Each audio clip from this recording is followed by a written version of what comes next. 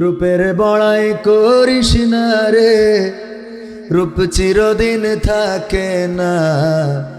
রূপের বড়াই করিস না রে, রূপ চিরদিন থাকে না। নিজের মুখটা দেখা একদিন হইবে রে তোর যন্ত্রণা। নিজের মুখটা দেখা একদিন হইবে তোমার যন্ত্রণা। রূপের বড়াই কইরো না ভাই, রূপ চিরদিন থাকে না। রূপের বড়াই কইরো না বোন, রূপ চিরদিন থাকে না। নিজের মুখটা দেখা একদিন হইবে তোমার যন্ত্রণা। নিজের মুখটা দেখা একদিন হইবে রে তোর যন্ত্রণা। সময় হইল বড় শিক্ষক, সব দিবে শিখাইয়া। সুখের জীবন থাকবে না রে, দেখবে না কেউ চাইয়া। সময় হইল বড় শিক্ষক, সব দিবে শিখাইয়া। সুখের জীবন থাকবে না রে, দেখবে না কেউ চাইয়া। মরার আগে মরবি রে তুই, জ্বালা সইতে পারবি না।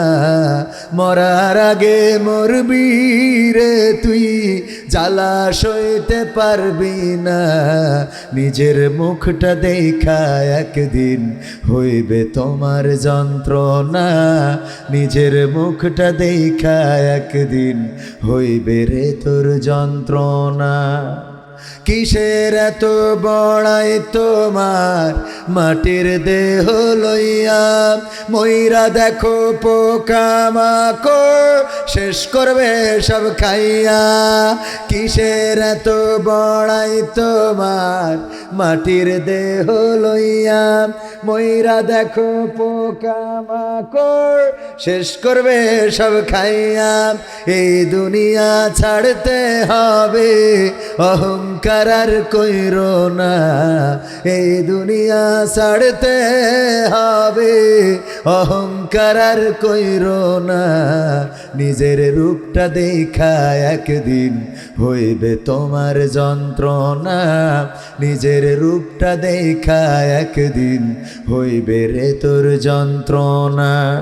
ক্ষমতার বড়াই কইরো না ভাই, সে আর চিরদিন থাকে না। পাওয়ারের বড়াই কইরো না ভাই, সে আর চিরদিন থাকে না। নিজের সে আর দেখা একদিন হইবে তোমার যন্ত্রণা। নিজের সে আর দেখা একদিন হইবে রে তোর যন্ত্রণা। ঠিক না বেঠে? যেই চেয়ারে বসে থেকে এতদিন দেশটার নিয়ন্ত্রণ করত, সেই চেয়ারে এখন অন্যরা বসে তাদেরকে নিয়ন্ত্রণ করে, বলে ঠিক না বেঠে? ও আমার ভাইরা, শুধু তাই নয়, যাদের হাতে ছিল কারাগারের চাবি, যাদের হাতে ছিল ফাঁসির রশি, যাদের হাতে ছিল রায়, কোর্ট, আদালত, বিচারপতি, সব ছিল তাদের হাতে। এখন তাদেরই আবার দুর্গতি, বলেন ঠিক কিনা? ক্ষমতা চিরস্থায়ী নয়, চিরকাল থাকে না। যেই ব্যক্তি নেট বন্ধ করত, সে এখন নেটওয়ার্কের বাইরে আছে। ঠিক না ঠিক? নেট বন্ধ করা মানুষটাই এখন নেটের বাইরে চলে গেছে। মোবাইল হাতে হাতে দেওয়া মানুষটার হাতেই এখন মোবাইল নাই। এই দেশটা যার বাবার, সেই দেশে নাই। আহারে, যাদেরকে দেশ ছাড়া করতে চাইলো, যাদেরকে ক্ষমতা ছাড়া করতে চাইলো, যাদেরকে বাংলার জমিনে দেখতে চাই নাই, তারা ডাকসু, রাকসু, সাকসু, জকসু সব জায়গায়, কথা কয় না, সব জায়গায় দেখিয়ে দিয়েছে। তোমাদের সিদ্ধান্তের আগে আল্লাহর সিদ্ধান্ত আছে না নাই? আমার আল্লাহ বলেছেন, ইউরিদুনা লিউতফিউ নূরাল্লাহি বিআফওয়াহিহিম আল্লাহু মুতিম্মু নূরিহি ওয়ালাউ কারিহাল কাফিরুন। আমার আল্লাহ বলেছেন, ওরা চাই মুখের ফু দিয়ে দিনের আলোকে নির্বাপিত করে দেবে, ওরা চায় ওদের ফুৎকার দিয়ে আলেম ওলামাদের পথ চলা বন্ধ করে দেবে। ওরা চায় ফাঁসির কাস্টে ঝুলিয়ে ইসলামী আন্দোলনের নেতৃত্বটা বন্ধ করে দেবে, ইসলামী আন্দোলন নেতা শূন্য করে দেবে। কিন্তু আল্লাহ রাব্বুল আলামিন পরিকল্পনা করে রেখেছেন, তিনি তার দিনের আলোকে প্রজ্বলিত করে রাখবেন। যেই ভার্সিটিতে কথা বলা যায় না, সেই ভার্সিটিতে বিজয় দিয়ে বলে দিলে ভার্সিটিটা তোদের নিয়ন্ত্রণে দিয়ে দিলাম। ঠিক না বেটা? এই সিদ্ধান্ত কার? এই সিদ্ধান্ত কার? এই জন্যে ক্ষমতার গরম দেখায় লাভ নাই, চেহারার বড়াই দেখায় লাভ নাই। আমার এই যৌবন চিরকাল থাকবে না, মুখের এই কালো দাড়ি চিরকাল কালো থাকবে না, এত সুন্দর চেহারাটা চিরকাল সুন্দর থাকবে না। একদিন যৌবনে ভাটা পড়ে যাবে, একদিন সুন্দর চেহারাটায় ভাঁজ পড়ে যাবে, কালো চোখের মনিটা ঘোলা হয়ে যাবে, কালো চুলগুলো সাদা হয়ে যাবে, মুখের দাড়িটা সাদা হয়ে যাবে, সোজা মানুষটা কুজা হয়ে যেতে হবে। বেলা শেষে এই জমিন ছেড়ে বিদায় নিতে হবে। ওসমান হাদিকে যিনি গুলি করে হত্যা করেছে সেই ব্যক্তিও মারা যাবে, আবার ওসমান হাদিয়া জমিনে নাই, কিন্তু একজন ইতিহাসে সারাটা জীবন তার নামটা স্বর্ণাক্ষরে লেখা থাকবে, আর একজন সন্ত্রাসী হিসাবে এই জমিন ছেড়ে বিদায় নিবে। ওগো আমার ভাইয়েরা, কিসের গৌরব, কিসের অহংকার, কিসের লড়াই, কিসের বড়াই? সুতরাং আমাদের সিদ্ধান্ত নিতে হবে। আল্লাহ রাব্বুল আলামিন আমাদের সৃষ্টি করেছেন, সুতরাং তার কাছে মাথাটা নুইয়ে দিতে হবে, আল্লাহর কাছে নিবেদিত প্রাণ হয়ে যেতে হবে, আল্লাহর নবীর দেখানো পথে চলতে হবে, কোরআন যেভাবে চলতে বলে বলতে বলে সেইভাবেই চলতে হবে।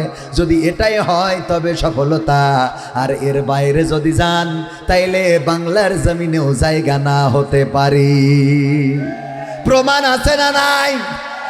পালাবো না। পালাতে হয়েছে না হয় নাই? এখন আবার শুনছি অসুস্থ হাসপাতালে মরণাপন্ন অবস্থা, সংকট অবস্থায় সংকটময় সময় পার করছে। শুনেছেন কিনা? পত্রিকায় দেখেছেন কিনা? অসুস্থ অবস্থায় রয়েছে কলকাতার কোনো এক হাসপাতালে। আমি বললাম 41 সালের আগে ক্ষমতা ছাড়বেন না, কিন্তু ক্ষমতা তো ছাড়লেন, অন্তত 41 সাল পর্যন্ত দুনিয়ায় থাকার দরকার আছে না নাই? আমরা দোয়া করি আল্লাহ যেন সুস্থ করে দেন, পড়েন আমিন। কারণ আমরা কারো খারাপ চাই না। যারা আমাদের শত্রু, ওসমান হাদি ভাই বলতেন আমাদের শত্রুর জন্য আমরা ইনসাফ চাই। ঠিক না বেঠে? আমাদের শত্রুর জন্য আমরা ইনসাফ চাই, আমরা বিচার চাই, আমরা পুতুল কোট চাই না। অপরাধী সে যেন শাস্তি পায়, নিরপরাধী যেন কখনো শাস্তির মুখোমুখি তার না হতে হয়। ওগো আমার ভাইরা, এই ইনসাফ যতদিন কায়েম না হবে ততদিন বাংলার জমিনে শান্তি আসবে। স্বাধীনতার পর থেকে, স্বাধীনতার আগেও 47 সালে যখন ভাগ হলো, মনে করলো আমরা যদি ভাগ করে নিই, পূর্ব পাকিস্তান এবং পশ্চিম পাকিস্তান মুসলমান দিয়ে আমরা যখন ভাগ হয়ে যাব, হিন্দু অধ্যুষিত অঞ্চল হিন্দুস্তান আর মুসলমান অধ্যুষিত অঞ্চল পাকিস্তান, আমরা মনে হয় বড্ড সুখ পেয়ে যাব। কিন্তু না, 47 থেকে 71 পর্যন্ত সুখ এসেছে নাকি? শান্তি কি এসেছে? 1952-তে আমরা ভাষার জন্য রক্ত দিলাম, জীবন দিয়ে ভাষার অধিকার এনেছি, কথা বলার স্বাধীনতা আনতে পারি নাই। ভাষায় কথা বলি, কিন্তু এই ভাষায় যদি হক কথা বলি তাইলে জেলখানা খোলা আছে না নাই? শুধুমাত্র ভাষার স্বাধীনতা এনেছি, কিন্তু বলার স্বাধীনতা আনতে রক্ত দিলাম, কিন্তু বলার স্বাধীনতা পাইছি? পাই নাই। বলার স্বাধীনতা পাই নাই বলে 1971-এ আমরা যুদ্ধ করার পরিকল্পনা করলাম, আমরা সংগ্রামে নেমে পড়লাম, 9টা মাস রক্তক্ষয়ী সংঘর্ষ করলাম, যুদ্ধ করলাম, জীবন দিলাম, আমার মা বোনেরা ইজ্জত হারালো, পাকিস্তানিরা পালালো, স্বাধীন হয়ে গেল। স্বাধীনতার পরে বঙ্গবন্ধু, তারপরে জিয়াউর রহমান, তারপরে এরশাদ, তারপরে বেগম জিয়া, তারপরে শেখ হাসিনা, তারপরে ফখরুদ্দিন, মঈনুদ্দিন, ইয়াজউদ্দিন, আবার এর মধ্যে শেখ হাসিনা, তারপরে আবার ডক্টর ইউনূস আসলো। বলেন দেখি এই বাংলার জমিনে এখন পর্যন্ত, আজ পর্যন্ত সেই 47 সাল থেকে শুরু করে শান্তি কি কেউ প্রতিষ্ঠা করতে পেরেছে? বরং দুর্নীতিতে কি হয়েছে? চ্যাম্পিয়ন হয়েছে। ডক্টর ইউনূসের কাছে অনেকের আশা ছিল যে তিনি হয়তো বা ইন্টারন্যাশনাল ম্যান, আন্তর্জাতিক মানের একজন ব্যক্তি, তিনি হয়তো বা বাংলাদেশটা মনে হয় রাতকে দিন, দিনকে রাত করে দিবেন, কিন্তু এই মানুষটা আসার পরে এখন মানুষের কি জানের নিরাপত্তা আছে? মানুষের কি মালের নিরাপত্তা আছে? আজকেও দেখলাম ঢাকা মেডিকেল কলেজ থেকে একজন সাধারণ মানুষ লাইভ করেছে, বলতেছে দেখেন আমার মেয়েটা এখানে শোয়া মরণাপন্ন অবস্থা। এই ঢাকা মেডিকেল কলেজ যেটা হলো বাংলাদেশের শ্রেষ্ঠতম হাসপাতাল, সেই হাসপাতালে আনার পরে মেয়েটারে দোতলায় তুলতে হবে। একটা টলি নিতে চাইলে এই হাসপাতালে 500 টাকা ঘুষ দিতে হয়। ঢাকা মেডিকেল কলেজের মতো হাসপাতালে ঘুষ দিতে হয়। ঘুষ না দিলে ডাক্তার দেখেন না। ডাক্তারের কাছে গেলে ডাক্তার বলে প্রাইভেট হাসপাতালে নিয়ে যান। লাইভটা যারা দেখেছেন তারা বলেন সত্য বলছি না মিথ্যা বলছি? একজন সাধারণ মানুষ চিকিৎসার জন্য সরকারি হাসপাতালে যায়। যাদের টাকা আছে তারা তো প্রাইভেটে চিকিৎসা করে। সরকারি হাসপাতাল জনগণের, সাধারণ মানুষের, কিন্তু সেখানেও চিকিৎসা নাই।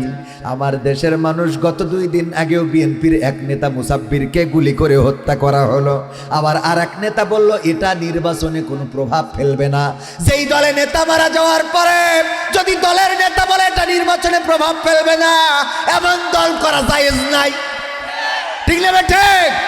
আমার নেতা মারা যায়, আমার নেতা গুলি খায়, আর তুমি বগল বাজাও, এটা হতে দেয়া হবে? নেতা হতে হবে জনগণের সাথে থাকতে হবে। কথা কয় না? জনগণের যদি অধিকারের কথা না বলে তুমি কিসের নেতা? তোমার মতো নেতা বঙ্গোপসাগরে ছুড়ে ফেলবো। দাদাদের গোলামি করা নেতা চলবে না এই দেশে। এই দেশে এই দেশের নেতা চলতে হবে। মাটির কথা যারা বলবে, মানুষের কথা যারা বলবে। এই মাটির কথা বলতেন শহীদ প্রেসিডেন্ট জিয়াউর রহমান। বেগম খালেদা জিয়াও চেষ্টা করেছেন দেশের মানুষের জন্য কাজ করার, কিন্তু সেই দলেও এমন এমন নেতা খুঁজে পায় যারা দেশের স্বার্থ রক্ষার কথা বলে না। আছে না নাই? আছে না নাই? একটা দলের নেতা মারা গেল, স্বেচ্ছাসেবক দলের, ঢাকা মহানগর কোন সাইডের যেন নেতা, হ্যাঁ, সেই নেতার মৃত্যুতে প্রতিবাদ হওয়ার দরকার আছে না নাই? আমরা প্রতিবাদ জানাচ্ছি। এই বাংলাদেশে বিএনপি বলেন, আওয়ামী লীগ বলেন, জামাত বলেন, হেফাজত বলেন, বিনা বিচারে গুলি করে হত্যা করবে। কারা এই হত্যা চালাচ্ছে, গুপ্ত হত্যা, তাদের আইনের আওতায় আনতে হবে। বলেন ঠিক কিনা? আইনের আওতায় আনা লাগবে। প্রতিবাদ করছি, প্রতিবাদ জানিয়ে রাখছি, কারণ একজনের জানমালের নিরাপত্তা দিতে সরকার ব্যর্থ হয়েছে। নিরাপত্তা না দিয়ে মাহফিল বন্ধ করে। অনেক জায়গায় এখন মাহফিলের পারমিশন নিতে হয়। খুন বন্ধ করতে পারে নাই, নির্বাচনকে কেন্দ্র করে নাকি মাহফিলে এখন কথা বলা যাবে না, মাহফিল করা যাবে না নির্বাচনকে কেন্দ্র করে।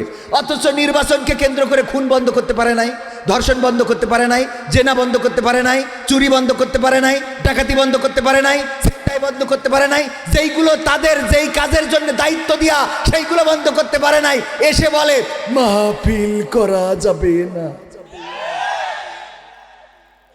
আছে না নাই? এগুলো ভুয়া।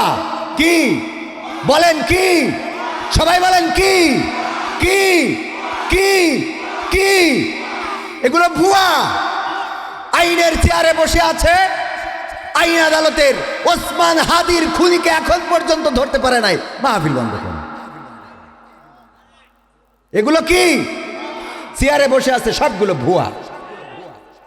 কাজের কাজ করতে পারে না, আকাম করি পারে।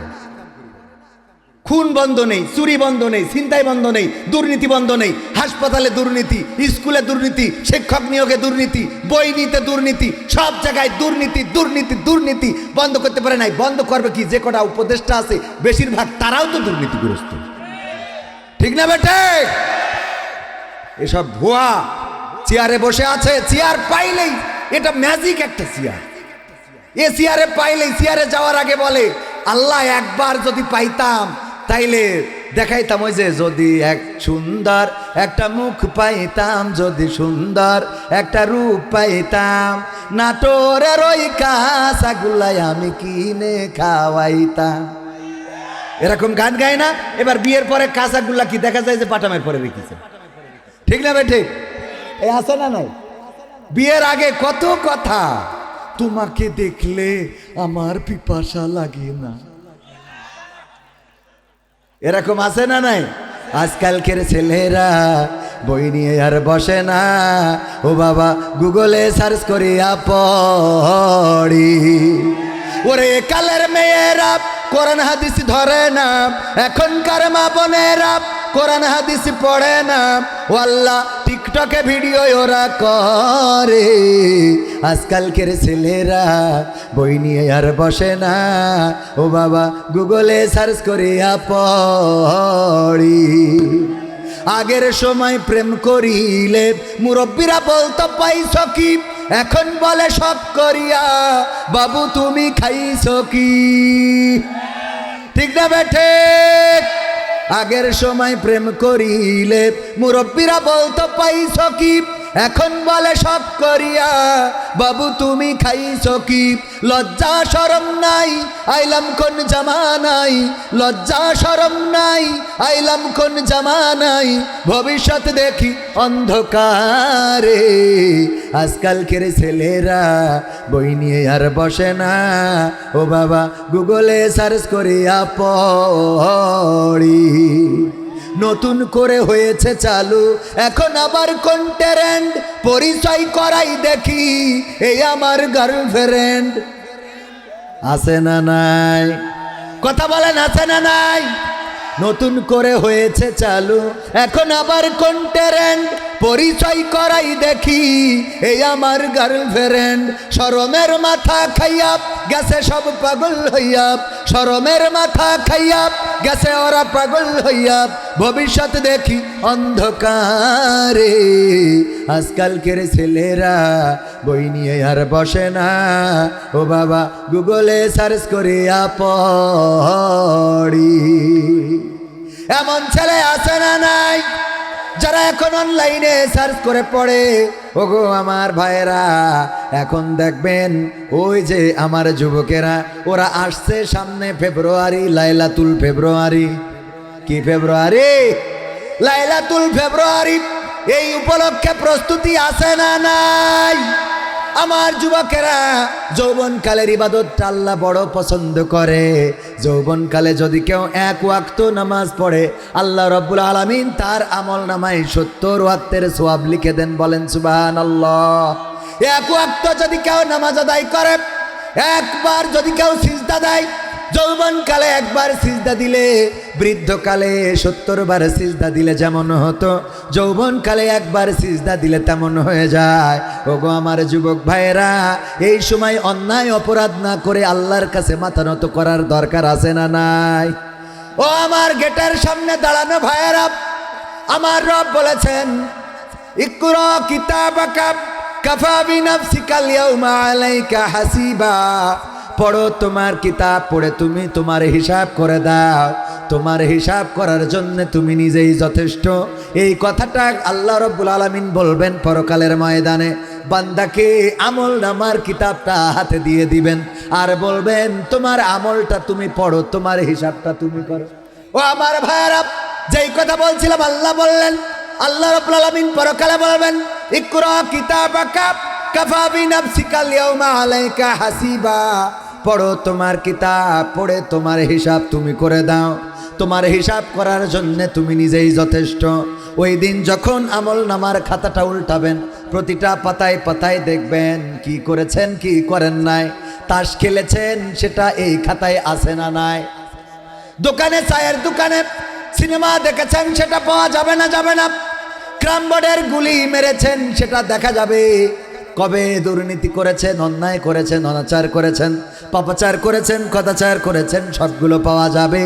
আজকের এই মাহফিলটাও এই খাতায় লিপিবদ্ধ থাকবে না? থাকবে না? এটাও পাওয়া যাবে। আল্লাহ রাব্বুল আলামিন যখন খাতাটা পড়তে দিবেন, তখন খাতাটা উল্টাতে উল্টাতে 2026 সাল জানুয়ারি মাসের 9 তারিখ আজকের এই দিনে দেখবেন আপনি কোরআনের মাহফিলে, শীতের ঠান্ডাকে উপেক্ষা করে কোরআনের মাহফিলে বসা। আল্লাহর যদি বলতে পারেন ওগো রব, দেখো আমি কোরআনের মাহফিলে বসেছিলাম, ঠান্ডা মাটিতে উপরে থেকে ঠান্ডা পড়ছিল, নিচে থেকে ঠান্ডা উঠছিল, আমি কোরআনের সম্মানে কোরআনের ইজ্জতে বসেছিলাম, কোরআনের কথা শোনার জন্য বসেছিলাম। আল্লাহ তুমি যদি চাও আমার জীবনের গুনাহগুলো মাফ করে দাও। আমার রবের এত দয়া এত মায়া, তিনি যদি চান এই কোরআনের জন্যে আপনার জীবনের গুনাহগুলো মাফ করে দিতে পারে। বলেন ঠিক কিনা? এই ক্ষমতা আল্লাহর আছে না নাই? এই ইখতিয়ার আল্লাহর আছে না নাই? আল্লাহ রাব্বুল আলামিন যাকে চান তাকে ক্ষমা করেন, আর যাকে চান তাকে অপমানিত অপদস্থ করেন। আল্লাহ যাকে চান তাকে জান্নাত দেন, যাকে চান তাকে জাহান্নাম দেন। কোরআনের কারণে কারো ইজ্জত বেড়ে যায়, আবার কোরআনের কারণে কারো ইজ্জত ভুলুণ্ঠিত হয়ে যায়। তার প্রমাণ যদি নিতে চান বেশি দূরে যাওয়া লাগবে না। বেগম খালেদা জিয়াও এক নেত্রী, আর শেখ হাসিনাও এক নেত্রী। বাংলাদেশের নেত্রী বেগম খালেদা জিয়া ছিলেন তিনবারের নির্বাচিত প্রধানমন্ত্রী, প্রথম নারী প্রধানমন্ত্রী বাংলাদেশের, এবং বিশ্বের ইসলাম বিশ্বের মুসলিম বিশ্বের দ্বিতীয়তম নারী প্রধানমন্ত্রী। এই মানুষটা মারা গেল, এই মানুষটার জানাজায় বাংলাদেশের মানুষ প্রমাণ করে দিয়েছে ভালোবাসা কাকে বলে। বলেন ঠিক না বেঠিক? একজন নেত্রীর বাংলাদেশ থেকে খেদিয়ে দিল, বাংলাদেশ থেকে তাড়িয়ে দিল, আর একজন নেত্রীর পাশে বাংলাদেশ দাঁড়িয়ে গেল। বলেন ঠিক না বেঠে? কারণ কি? কারণ হলো একজন নেত্রী কোরআনের খাদেম যারা তাদেরকে ফাঁসির রশিতে ঝুলিয়ে বিদায় করেছেন, আর একজন নেত্রী কোরআনের খাদেমদেরকে মন্ত্রী বানিয়েছে। ঠিক না বেঠে?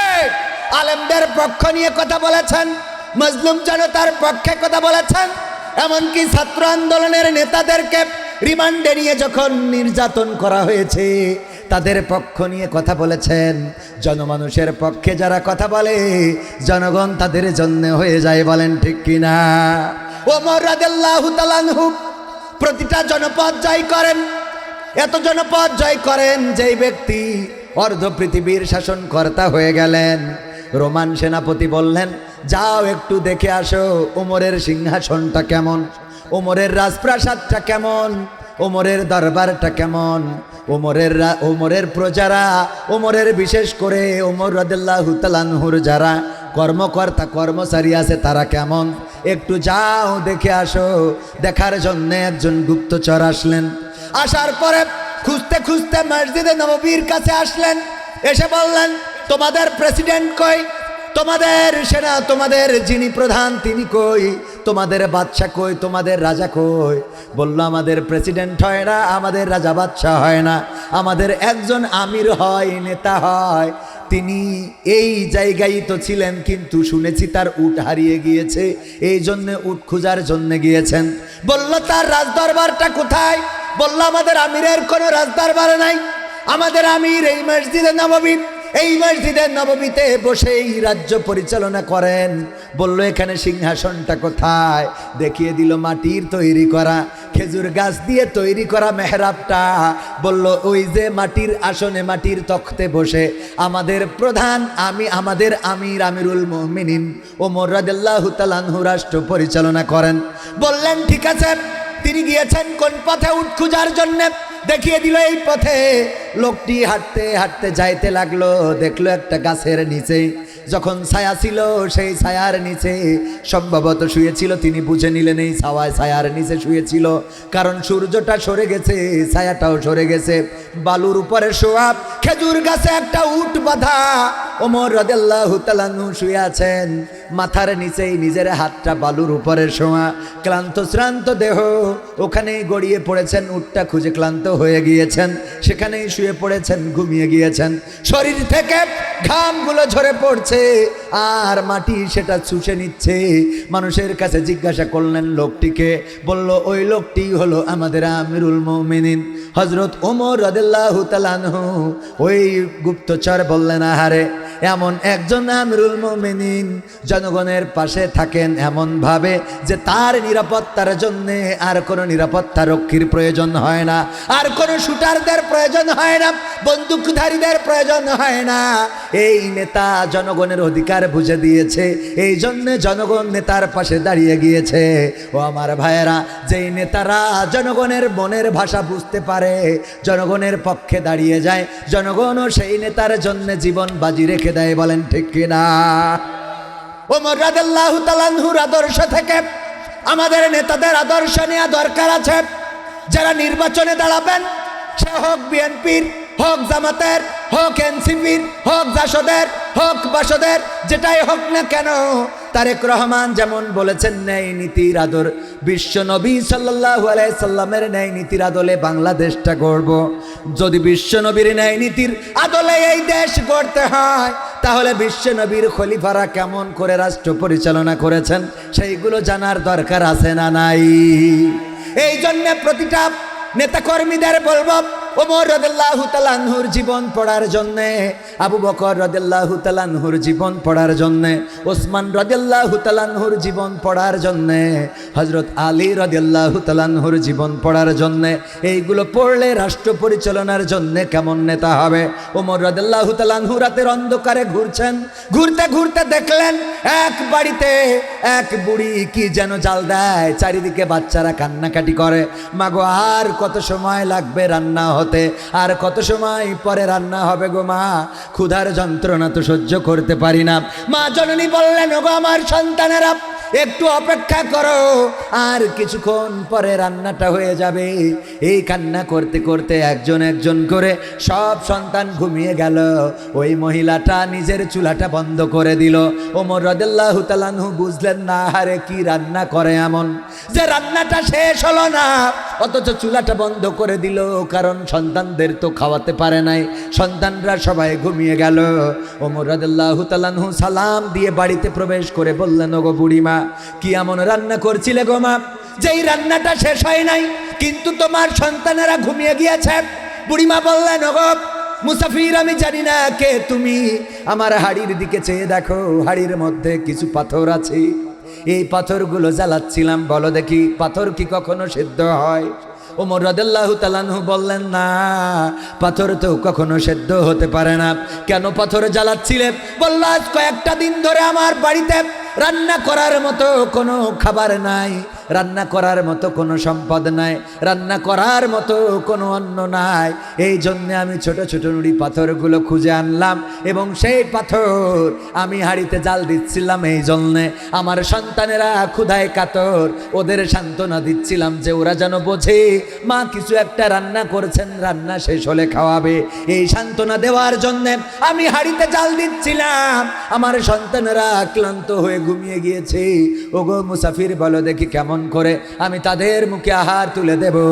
ওমর রাদিয়াল্লাহু তাআলা আনহু তাড়াতাড়ি করে ফিরে আসলেন দরবারে, বা আটার বস্তাটা মাথায় নিয়ে ছুটে চললেন। কর্মকর্তা কর্মচারী যারা ছিল তারা বললেন, ওগো ওমর, আটার বস্তাটা কি আমাদের মাথায় দেয়া যায় না? ওমর রাদিয়াল্লাহু তাআলা আনহু বললেন, পরকালের ময়দানে আল্লাহ যেদিন গুনার আমল নামাটা আমার হাতে দিয়ে দেবে, ওই দিন যদি আমার গুনার খাতাটা তোমাদের কাঁধে নিতে পারো, তাইলে আটার বস্তাটা তোমাদের মাথায় দিতে পারি। আল্লাহু আকবার বলবেন না? আল্লাহু আকবার। ওমর রাদিয়াল্লাহু তাআলা আনহু আটার বস্তা নিয়ে ছুটে চললেন ওই বাড়িতে। তারপরে বুড়িমাকে ডাকলেন, আটা প্রস্তুত করলেন, রুটি বানালেন নিজ হাতে, ওই রুটি ছাকতে সহযোগিতা করলেন। তারপরে সন্তানদেরকে ডাকতে বললেন, ছোট ছোট সন্তানেরা উঠল। ওমর রাদিয়াল্লাহু তাআলা আনহু ওই মহিলার সাথে নিজেও রুটি মুড়ায়ে মুড়ায়ে খাইয়ে দিলেন, রুটি ছিঁড়ে ছিঁড়ে ওই বাচ্চাদের মুখে তুলে দিলেন। বাচ্চারা পরিতৃপ্ত সহকারে খাইল। এবার বললেন, বুড়িমা, আমি কি যেতে পারি? বুড়িমা বললেন, বাবা, কে তুমি? তোমার পরিচয়টা তো দিলে না। তোমার জন্য আমি একটু দোয়া করতে চাই আল্লাহর কাছে। ওগো আল্লাহ, তুমি এই আরব কান্ট্রিতে ওমরের মতো একজন খলিফা না বানায় তুমি যদি এই মুসাফিরের মতো একজন রাষ্ট্রপ্রধান বানিয়ে দিতে, তাইলে আমাদের মতো অভাবীরা অভুক্ত থাকতো না। আল্লাহ, তুমি এই মুসাফিরের, এই জাতীয় মানুষের রাষ্ট্র ক্ষমতা দান করে দাও। ওমর রাদিয়াল্লাহু তাআলা আনহু বললেন, কালকে আসবেন মসজিদে নববীতে, সেখানে আমি থাকবো এবং আপনার জন্য কিছু বরাদ্দ দেওয়ার চেষ্টা করব। বরাদ্দ নিয়ে দেওয়া যায় কিনা সেই চেষ্টাটা করব। পরের দিন যখন বুড়িমা গেলেন, যাওয়ার পরে দেখলেন রাষ্ট্রের চেয়ারে, ওই সিংহাসনে, ওই মাটির তখতে বসে খলিফার আসনে আর কেউ নয়, যিনি গতকালকে রুটি বানিয়ে দিয়েছেন, তিনি আজকে আবার ওই রাষ্ট্রপ্রধানের ওই মেম্বারে বসে রয়েছেন। বলেন আল্লাহু আকবার। এমন নেতার দরকার আছে না নাই? এমন নেতা আমাদের বাংলার জমিনে যদি আসে, এই দেশটা সোনার দেশে পরিণত হবে। ঠিক না বেটে? এই দেশটা সোনার দেশে পরিণত হবে। এই দেশ সোনার দেশ হিসাবে যদি গড়তে হয়, তাইলে ওমর রাদিয়াল্লাহু তাআলা আনহুর আদর্শের আদর্শিত হতে হবে। সম্পদে দুর্নীতি করা যাবে না। সরকারের দেওয়া সয়াবিন তেলের বোতল খাটের নিচেই রাখা যাবে। এরকম আছে না নাই? করে না, করে না। এই কাজগুলো যারা করেছে তারা কি কেউ টিকতে পেরেছে? পেরেছে? এমপিরা সব কোথায় গেল? মন্ত্রীরা সব কোথায় গেল? কোথায় কাদের কাকা? তাদের সারা দেশটা এখন লাগে ফাঁকা ফাঁকা। ঠিক না বেটা? এমপিরা সব কোথায় গেল? মন্ত্রীরা সব কোথায় গেল? কোথায় কাদের কাকা? তাদের সারা দেশটা এখন লাগে ফাঁকা ফাঁকা। ওদের সারা দেশটা এখন লাগে ফাঁকা ফাঁকা। আইন মন্ত্রী আটকে গেল আইনেরই ফাঁকে, দাড়ি সারা দরবেশের ভণ্ড ভণ্ড লাগি। আইন মন্ত্রী আটকে গেল আইনেরই ফাঁকে, দাড়ি সারা দরবেশের ভণ্ড ভণ্ড লাগি। শুনছি কত নেতা নেত্রী খাইতেছে ভাই ডান্ডা, বিচারপতি কালামানিকের ফাটিয়েছে আন্ডা। পলকের ঝলক গেল, এটা তো সেই এলাকা। পলকের ঝলক গেল, থামিয়ে নেটের চাকা। তাদের সারা দেশটা এখন লাগে ফাঁকা ফাঁকা। ওদের সারা দেশটা এখন লাগে ফাঁকা ফাঁকা। কই গেল সেই সংসদেতে মমতাজের গান? কোথায় গেল হযরত বালা শামীম ওসমান? কই গেল সেই সংসদেতে মমতাজের গান? কোথায় গেল হযরত বালা শামীম ওসমান?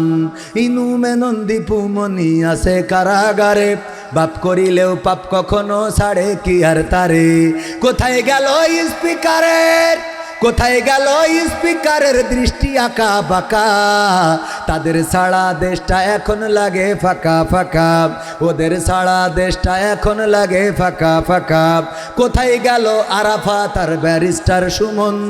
কথা বলার সময় তারা করেনি ওজন। মুরগি কবির খাইছে ধরা, জাফর কোথায় আছে? গোপনে কি সেও গেল মোদি দাদুর কাছে? কোথায় গেল এ সালামের? কোথায় গেল এ সালামের কাড়ি কাড়ি টাকা? তাদের সারা দেশটা এখন লাগে ফাঁকা। লাগে না, লাগে না। কারণ এখন আর কিছু হইলেই বলে না এটা জামাত বিএনপির কাজ। এটা কি এখন শোনা যায়? কথা কেন শোনা যায়? কিছু হইলেই নেতাদের নামে মামলা ছিল না? ছিল না? কিছু হইলেই মামলা। মামলা একেবারে আছে ঢাকায়, বোম ফুটিয়েছে নাটোরে, ওর নামে মামলা। আবার আছে নাটোরে, বোম ফুটিয়েছে ঢাকায়, তাও নাশকতার মামলা। আছে না? নাই। ছিল না? ছিল না? ছিল এইগুলো। ও বাবা, আমি উদাহরণ দিতে যেয়ে বলি, বর্ডারের কাছে যাদের বাড়ি তারা বসবেন। মিস্টার বল্টু বাইসাইকেলে করে বালুর বস্তা নিয়ে আসতেছে। প্রশাসনের লোক দাঁড় করায় বলছে, এই বাইসাইকেলে কি বলছে? বালু। কয় বর্ডার দিয়ে তুমি বালু পাচার করো, এটা কোনো কথা হইল? মানুষে সোনা দানা ফেন্সিডি লিয়াবা এগুলো পাচার করে। বল্টু এই বাইসাইকেলে এই বস্তার মধ্যে কি? বলল স্যার বালু। স্যার বালু নিয়ে যায়। বলল না, বালু না, নিশ্চয় এর মধ্যে কিছু আছে। স্যার চেক করে দেখেন। চেক করে দেখে না, ওর মধ্যে কিছু নাই, খালি বালু। ছেড়ে দিয়েছে। 2 দিন 4 দিন পরে আবার দেখে বল্টু বাইসাইকেলে করে এক বস্তা কি যেন নিয়ে যায়। বল্টু বাইসাইকেলে করে কি পাচার করো? স্যার বালু। স্যার কয় বর্ডার দিয়ে কেউ বালু পাচার করে, এটা কোনো কথা নাকি? আবার বালুটা চেক করে দেখেন। চেক করলো, করে দেখে না সত্যিই বালু। ছেড়ে দিল। এরপরে তৃতীয় আর একদিন দেখে বাইসাইকেলে করে বাস্তায় কি যেন নিয়ে যায়। বলল বাইসাইকেলে কি পাচার করো? বলল স্যার বালু। স্যার বালু ছাড়া কিছু নাই। বলল না, এই বালু হইতে পারে না, নিশ্চয় এর মধ্যে কিছু থাকতে পারে। পাঠাই দাও ঢাকায়, আমরা ল্যাবে চেক করে দেখবো। চেক করে দেখে না সত্যিই বাইসাইকেলে বালু। নাটোরে আপনার সিংড়ার বাজারে দেখা হয়েছে বল্টুর সাথে প্রশাসনের লোকের। বলতেছে, ওরে বল্টু, এই নাটোরে সিংড়ার বাজারে যেহেতু দেখা হলো, তোর ওই বালুর বস্তা তো কয়বার করে চেক করলাম, ঢাকায় পাঠালাম, পাঠানোর পরে দেখলাম আসলে এই বস্তার মধ্যে বালু ছাড়া কিছু নাই। বল দেখি বর্ডার দিয়ে বাইসাইকেলে বালু কেন পাচার করি? সেই দেশে কি বালুর অভাব হয়ে গেল? সাইকেলে করে বালু কেন পাচার করা লাগবে? বলতেছে স্যার গো, আপনি আজকে সিংড়া বাজার মানে আমার বাজার, এই বাজারে এসে জিজ্ঞেস করেছেন, এখন সত্য বলবো না মিথ্যা বলবো? বললো বাড়ির পরে জিজ্ঞেস করেছি, মিথ্যা বলিস না রে বল্টু, কেন বাইসাইকেলে করে বালু পাচার করিস সেইটা ক। বলতেছে স্যার শোনেন, সত্যি কথা হলো আমি আসলে বাইসাইকেলে করে বালু পাচার করি নে, আমি মূলত বর্ডার দিয়ে ওই বাইসাইকেলটা পাচার করি। কি পাচার করে? আর চেক করে কি? কিছু হইলেই জামাত বিএনপি করেছে, আর এর মধ্যে দিয়ে সব কিন্তু শেষ। কানাডায় বেগম পাড়ায় বাড়ি, সুইজারল্যান্ডের সুইস ব্যাংকে টাকা, বুর্জ খলিফায় ফ্ল্যাট, সিঙ্গাপুরে ব্যবসা, থাইল্যান্ডে যাই পিকনিকে, অসুস্থ হইলে সর্দি কাশি হইলে মাউন্ট এলিজাবেথে যায়। আর আমাদের রোজার মাস আসলে বলে রে তোমরা পেয়ারা খাও আর বড়ই খাও, ঠিক না বেটে? পেয়ারা খাও আর বড়ই খাও রে, আর বলে যে কুমড়ো দিয়ে বেগুনি বানাও, কুমড়ো দিয়ে বেগুনি বানাও, কাঁচা মরিচ শুকায়ে ফ্রিজে রেখে দাও, বর্ষাকালে ভিজাবা আবার জ্যান্ত হয়ে যাবে। কাঁঠাল দিয়ে গোশতের অভাব পূরণ করো, কথা কয় না? এই কথাগুলো বলে বাংলাদেশে রাজনীতি করা যাবে? প্রেসিডেন্ট যা খাবে আমরাও তাই খাবো। প্রেসিডেন্টের ফ্রিজে যদি গরম গরম খাবার থাকে, আমার জনগণ কেন পান্তা খাবে?